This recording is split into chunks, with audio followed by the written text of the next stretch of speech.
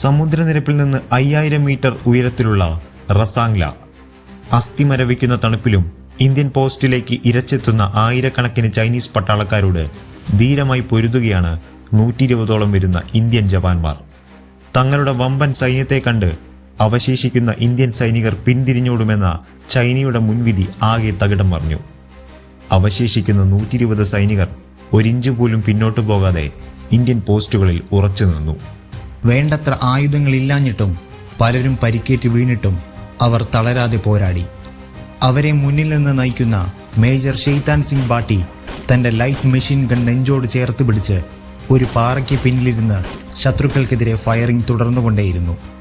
പല ചൈനീസ് സൈനികരും പതറി, ചിലർ പിന്തിരിഞ്ഞോടി.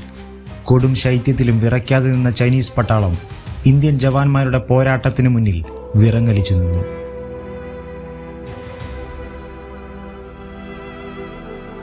സ്വാതന്ത്ര്യം ലഭിച്ച് 15 വർഷത്തിനുള്ളിൽ തന്നെ ഒരു യുദ്ധം. ഇന്ത്യ അന്നതിനൊട്ടും തന്നെ പ്രാപ്തമായിരുന്നില്ല. എല്ലാ രീതിയിലും ഉയർച്ചയുടെ തുടക്കത്തിലായിരുന്നു അന്ന് രാജ്യം. പക്ഷേ അപ്രതീക്ഷിതമായി വന്ന യുദ്ധം എല്ലാം മാറ്റിമറിച്ചു. അതിർത്തിയിലേക്കുള്ള ചൈനയുടെ അപ്രതീക്ഷിത കടന്നുകയറ്റം രാജ്യത്തെ ഞെട്ടിച്ചു.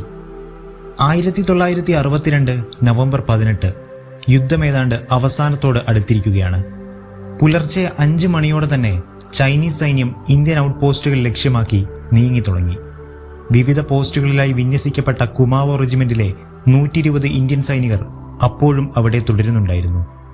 അവരെക്കാൾ 4 മടങ്ങായിരുന്നു ചൈനയുടെ സൈനിക ബലം. എന്നിട്ടും അവർ പതറാതെ ശത്രു സൈന്യത്തെ നേരിടാൻ തന്നെ ഉറച്ചു. ഇന്ത്യൻ സൈനികർ കനത്ത ഫയറിംഗ് ആരംഭിച്ചു. തങ്ങളുടെ അവശേഷിക്കുന്ന ആയുധ സൈനിക ബലം കൊണ്ടവർ ചെറുത്തുനിന്നു. തങ്ങളുടെ സൈനിക ബലം കണ്ട ഇന്ത്യൻ സൈനികർ പേടിച്ച് പിന്മാറിയിരിക്കാമെന്ന ധാരണയിൽ മുന്നോട്ടു കുതിച്ച ചൈനീസ് പട വിരണ്ടു. പലരും മരിച്ചു വീണു, ചിലർ പിന്തിരിഞ്ഞോടി. വൈകാതെ അവർ പ്രത്യാക്രമണം തുടങ്ങി. അവരുടെ ഭീമൻ ആർട്ടിലറികൾ ശബ്ദിച്ചു തുടങ്ങി. വേണ്ടത്ര ആയുധം പോലുമില്ലാതിരുന്ന ഇന്ത്യൻ സൈന്യം കൈക്കരുത്തുകൊണ്ട് ശത്രുവിനെ നേരിടാൻ തുടങ്ങി. സ്വന്തം ശരീരം ആയുധമാക്കിയവർ ശത്രുവിനെതിരെ മേജർ ഷെയ്താൻ സിംഗ് ബാട്ടി ഓരോ സൈനികനെയും പ്രചോദിപ്പിച്ചുകൊണ്ടിരുന്നു. ചോര വാർന്നൊഴുകിയിട്ടും അദ്ദേഹം തന്റെ പോരാട്ടം തുടർന്നു.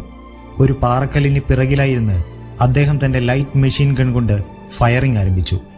ചൈനീസ് ആർമിക്ക് കനത്ത പ്രഹരം ഏറ്റുവാങ്ങേണ്ടി വന്നു. റാസംഗ്ലയിലെ മഞ്ഞ് രക്തം കൊണ്ട് ചുവന്നു. ചൈനീസ് ആർമിയുടെ ബാക്കപ്പ് ഫോഴ്സ് കൂടെ വന്നതോടെ കാര്യങ്ങൾ മാറിത്തുടങ്ങി. 120 ഇന്ത്യൻ സൈനികർ 3000ഓളം വരുന്ന ചൈനീസ് പടയ്ക്കെതിരെ അവസാന ശ്വാസം വരെ പൊരുതി. 5 ഇന്ത്യൻ സൈനികരെ ചൈന തടവിലാക്കി.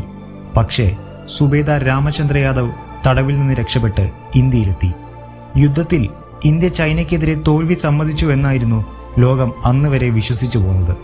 പക്ഷേ സുബേദാറിന്റെ നേർസാക്ഷ്യം ഇന്ത്യൻ സൈനിക മേധാവികളെ പോലും അമ്പരപ്പിച്ചു. 120 സൈനികർ 3000ഓളം വരുന്ന ശത്രുസഖ്യത്തെ വിറപ്പിച്ചു നിർത്തിയ കഥ അവർക്ക് ആദ്യം വിശ്വസിക്കാൻ കഴിഞ്ഞിരുന്നില്ല.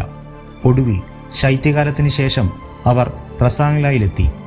അവിടെ കണ്ട കാഴ്ച അവരുടെ കണ്ണുകളെ ഈറനണിയിച്ചു. 114 ഇന്ത്യൻ സൈനികർ രാജ്യത്തിനു വേണ്ടി വീരമൃത്യു വരിച്ചിരിക്കുന്നു. മേജർ ഷെയ്താൻ സിംഗിന്റെ മൃതദേഹവും അവർ കണ്ടെത്തി. അപ്പോഴും തന്റെ മെഷീൻ ഗൺ അദ്ദേഹം മാറോട് ചേർത്ത് പിടിച്ചിരുന്നു. മരണാനന്തരം മേജർ പരമവീര ചക്ര നൽകി ആദരിക്കപ്പെട്ടു.